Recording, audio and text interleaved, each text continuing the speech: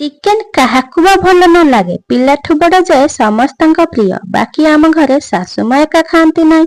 ତାଙ୍କୁ ମୁଁ କୋଳଥ ଡାଲି କଦଳୀ ଭଜା କରିଦେଇଛି। ଆଜି ଶୁକ୍ରବାର ଥିଲା। ମୁଁ କହିଲି ବାପା ଆଜି ଟିକେ ଚିକେନ ଆଣନ୍ତୁ ଖାଇବା। ବାପା ମୋ କଥା ମାନି ଚିକେନ 1/2 କିଲୋ ନେଇ ଆସିଲେ। ତାପରେ କଣ ମୁଁ ସାଙ୍ଗେ ସାଙ୍ଗେ ପ୍ରସ୍ତୁତ ହୋଇଗଲି କରିବା ପାଇଁ। ନମସ୍କାର ଦର୍ଶକ ବନ୍ଧୁ, ଚାଲନ୍ତୁ ଆମେ ମସଲା ପ୍ରସ୍ତୁତ କରିବା। ଗୋଟେ ମିକ୍ସଚର ଜାରରେ କିଛି ରସୁଣ, କଟା ଅଦା, କଟା ପିଆଜ, ଗୋଟେ କଟା ଟମାଟୋ, କିଛି ପାଚିଲା ଲଙ୍କା, କିଛି ଗୋଲମରିଚ ଓ ଗୋଟା ଜିରା ଦେଇଛି। ଏବେ ଆମେ ମସଲାକୁ ଭଲ ଭାବରେ ଗ୍ରାଇଣ୍ଡିଙ୍ଗ କରିନେବା। ମସଲାରେ ଯଦି ଆମେ ଟମାଟୋ ଗ୍ରାଇଣ୍ଡିଙ୍ଗ କରିବା ତାହେଲେ ଝୋଳଟା ମୋଟା ଆସିଥାଏ। ମସଲା ଏବେ ରେଡି। ମୁଁ ତାକୁ ଗୋଟେ ଗିନାରେ କାଢି ନେଉଛି। ଗିନାରେ କାଢିବା ଦ୍ୱାରା କେତେ ମସଲା ଲାଗିବ ଜଣା ପଡିଥାଏ। ମୁଁ ଏଠି ପିଆଜ 3ଟାକୁ ଗୋଲ ଗୋଲ ସେପ୍ ଦେଇ କାଟି ନେଇଛି। ଗୋଟେ ଛୋଟ ଟମାଟୋ ନେଇଛି। ମସଲାରେ ଯେହେତୁ ଟମାଟୋ ଦିଆ ହେଇଛି, 2ଟା ତେଜପତ୍ର ନେଇଛି। ଚାଲନ୍ତୁ ଏବେ ପ୍ରସ୍ତୁତ କରିବି। ଅଏଲ ଆମର ଗରମ ହୋଇଯାଇଛି। ତା ଦେହରେ ଅଳ୍ପ ଚିନି ପକେଇବା କଲର ପାଇଁ, ତାପରେ ଲଙ୍କା, ତାପରେ ପିଆଜକୁ ଦବା। ମୁଁ ଏଠି ମଷ୍ଟାର୍ଡ ଅଏଲ ବ୍ୟବହାର କରିଛି। ଆପଣମାନେ ଚାହିଁଲେ ସନଫ୍ଲାୱାର ଅଏଲ ବା ରିଫାଇନ ଅଏଲ ବ୍ୟବହାର କରିପାରିବେ। ମଷ୍ଟାର୍ଡ ଅଏଲରେ କଲେ ତାର ସ୍ୱାଦ କିଛି ଅଲଗା ଥାଏ ନା କଣ ସାଙ୍ଗମାନେ?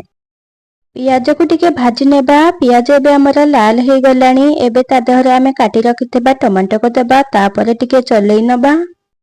କଲର ପାଇଁ ଆମେ ଏଠି ରେଡ୍ ଚିଲି ପାଉଡର ବ୍ୟବହାର କରିଛେ। ପିଆଜ ଦେହରେ ଟମାଟୋ ରେଡ୍ ଚିଲି ପାଉଡର ଦେଲେ ଚିକେନ କଲରଟା ଭଲ ଆସିଥାଏ। ଯେକୌଣସି ଆପଣ ଜିନିଷ ବନେଇଲେ ଏମିତି କଲେ କଲର ଭଲ ଆସିଥାଏ। ତାପରେ ଆମେ ତେଜପତ୍ର ଦେବା। ସ୍ୱାଦ ଅନୁସାରେ ଲୁଣ ପକେଇବା। କିଛି ଗୁଣ୍ଡ ହଳଦୀ ମଧ୍ୟ ଦେବା। ତାକୁ ଭଲ ଭାବରେ ଆମେ ଗୋଳେଇ ନେବା। ଦେଖନ୍ତୁ ଦର୍ଶକ ବନ୍ଧୁ, କଲରଟା କେତେ ସୁନ୍ଦର ଦେଖାଯାଉଛି। ଏବେ ଆମେ ବାଟି ରଖିଥିବା ମସଲାକୁ ତା ଦେହରେ ଦେବା। ମସଲାକୁ ଏବେ ଆମେ ଭଲ ଭାବରେ ଏମିତି 2-3 ମିନିଟ୍ ଗୋଳେଇବା। ପିଆଜ ମସଲା ଯେମିତି ଭଲ ଭାବରେ ଗୋଳେଇ ହେଇଯିବ। ଏବେ ତା ଦେହରେ ଅଳ୍ପ ଟିକେ ପାଣି ଦେଇ ତାକୁ ଏମିତି ଚଲେଇ ତାକୁ 10 ମିନିଟ୍ ପାଇଁ ମସଲାକୁ ସିଝିବା ପାଇଁ ଛାଡ଼ିଦେବା। ମସଲାଟା ଏବେ ଆମର 50% ହେଇଗଲାଣି। ମୁଁ ଆଗରୁ ଗୋଟେ ଆଳୁକୁ ଧୋଇ କାଟି ରଖିଥିଲି। ଏବେ ଆଳୁ ମସଲାକୁ ଏକାଠି କଷିବା। ଏକାଠି କଷିବା ଦ୍ୱାରା ଚିକେନର ଫ୍ଲେଭରଟା ବହୁତ ବଢ଼ିଆ ଆସିଥାଏ। ତାକୁ ଆଉ 5-10 ମିନିଟ୍ ସିଝିବା ପାଇଁ ଛାଡ଼ିଦେବା। ଏବେ ଆମର ମସଲାଟା ପୁରା ରେଡି ହେଇଯାଇଛି। ବାସ୍ନା ବି ବହୁତ ବଢ଼ିଆ ଆସୁଛି। କଲର ବି ବହୁତ ବଢ଼ିଆ ଆସିଛି। ମସଲାଟା ଯେତିକି ସିଝିବ ତାର କଲରଟା ଆସିବ, ବାସ୍ନା ବି ମଧ୍ୟ ହେବ। ଏବେ ଆମେ ହଳଦୀ ପାଣିରେ ଧୋଇ ରଖିଥିବା ଚିକେନକୁ ତା ଦେହରେ ଦେବା। ଏହାକୁ ଆମେ 3-4 ଥର ପାତିଆରେ ଏପଟ ସେପଟ ଲଉଟାଇ ତାକୁ 5-10 ମିନିଟ୍ ପାଇଁ ସିଝିବା ପାଇଁ ଛାଡ଼ିଦେବା।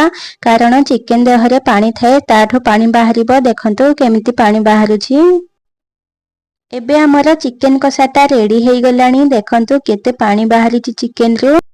ଯେହେତୁ ବାପାଙ୍କର ଝୋଳ ଦରକାର, ତେଣୁ ମୁଁ ପାଣି ଆଡ୍ କରୁଛି। ଆପଣମାନେ ଚାହିଁଲେ ଏମିତି କଷା ମଧ୍ୟ ଖାଇପାରିବେ। କଷା ଖାଇଲେ ତାର ଟେଷ୍ଟ ଅଲଗା ଥାଏ। ଏବେ ଆମେ ଗ୍ୟାସର ଫ୍ଲେମକୁ ହାଇ ରଖି ତାକୁ 3-4 ମିନିଟ୍ ଫୁଟିବା ପାଇଁ ଛାଡ଼ିଦେବା। ଦେଖନ୍ତୁ ଝୋଳ ଆମର ବହଳିଆ ହେଇଗଲାଣି, ହେଇଯାଇଛି। ଏବେ ମୁଁ କାଟି ରଖିଥିବା ଧନିଆ ପତ୍ରକୁ ତା ଦେହରେ ଦେଇ ଆଉ 2-3 ମିନିଟ୍ ଫୁଟିବା ପାଇଁ ଛାଡ଼ିଦେବା। ଦେଖନ୍ତୁ ଝୋଳଟା କେତେ ବଢ଼ିଆ ଭାବରେ ହେଇଛି। ଆଉ ଦର୍ଶକ ବନ୍ଧୁ, ଆପଣମାନେ ଯଦି ମୋ ଚ୍ୟାନେଲରେ ନୂଆ ଥିବେ ତାହେଲେ ପ୍ଲିଜ୍ ମୋ ଚ୍ୟାନେଲକୁ ଟିକେ ସବସ୍କ୍ରାଇବ କରିଦେବେ। ପାଖରେ ଥିବା ବେଲ୍ ଆଇକନକୁ ବଜାଇ ଦେବେ, ଯାହାଫଳରେ ମୁଁ ଯେକୌଣସି ନୂଆ ନୂଆ ଭିଡ଼ିଓ ଛାଡ଼ିବି ପ୍ରଥମେ ଆପଣ ପାଖକୁ ଯିବ।